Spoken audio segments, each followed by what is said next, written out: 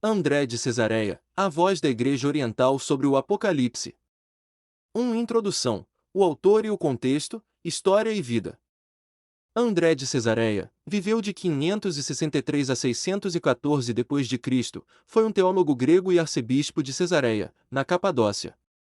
Ele viveu durante o início do século VII, um período de grande instabilidade no Império Romano, marcado por pragas, invasões bárbaras e um fervor escatológico, onde muitos acreditavam que o fim do mundo estava próximo. André de Cesareia foi um arcebispo e teólogo grego, crucial para a aceitação do Apocalipse no cânone oriental.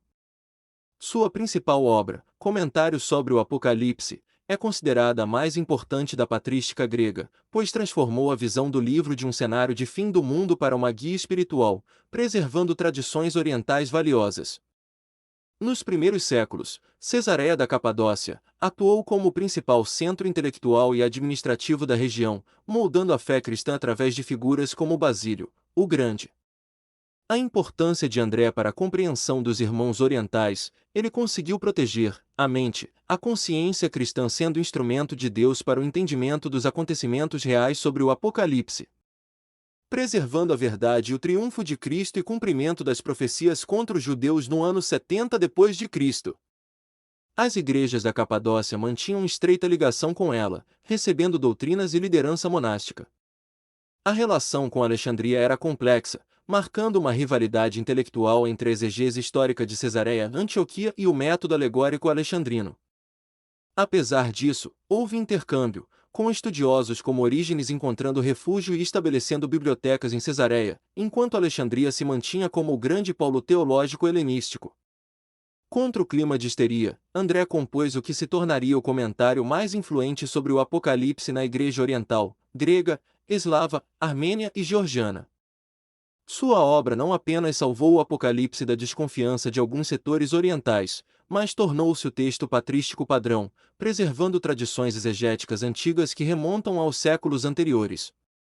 2. André de Cesareia e o preterismo, ponto a ponto.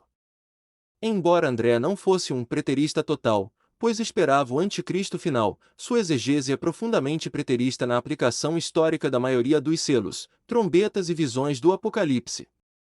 Ele via o livro não como um mapa de eventos distantes, mas como a revelação da perseguição à Igreja e o julgamento divino sobre Israel e Roma. A abordagem de André em detalhe. Os selos, 1 e 6, e Jerusalém. André aplicava grande parte dos selos às perseguições romanas contra os cristãos, crucialmente, ao cerco e destruição de Jerusalém pelas legiões romanas no ano 70 d.C. Ele via o cavaleiro branco como a difusão do evangelho e os cavalos seguintes como a guerra e fome que atingiram o império.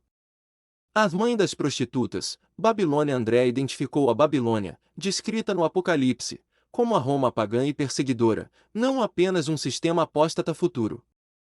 O templo e as tribos, a distinção feita no capítulo 7, 144.000, era entendida como a preservação de um remanescente judeu crente antes da destruição total do templo, mostrando uma interpretação contextualizada com a queda de Jerusalém. A besta e o anticristo. Embora esperasse um anticristo final, André identificou aspectos da besta com os imperadores romanos contemporâneos a João que perseguiam a igreja, aplicando o simbolismo a conflitos históricos passados e presentes na sua época. Fuga para o deserto. A mulher que foge para o deserto, Apocalipse 12, foi interpretada como a igreja fugindo da perseguição, não apenas de um anticristo futuro, mas da perseguição dos imperadores romanos. 3. Conclusão. O legado e comentário de André de Cesareia sobre o Apocalipse é um monumento da exegese patrística.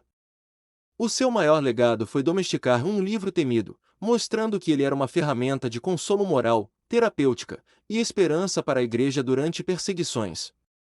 Para o preterismo, André é uma ponte de ouro, demonstrando que a aplicação dos selos, trombetas e perseguições ao período romano-judaico, séculos 1 ao 4, não é uma invenção moderna, mas uma tradição interpretativa sólida e predominante na Igreja Oriental, que encontrou nela o fortalecimento da fé em meio ao caos.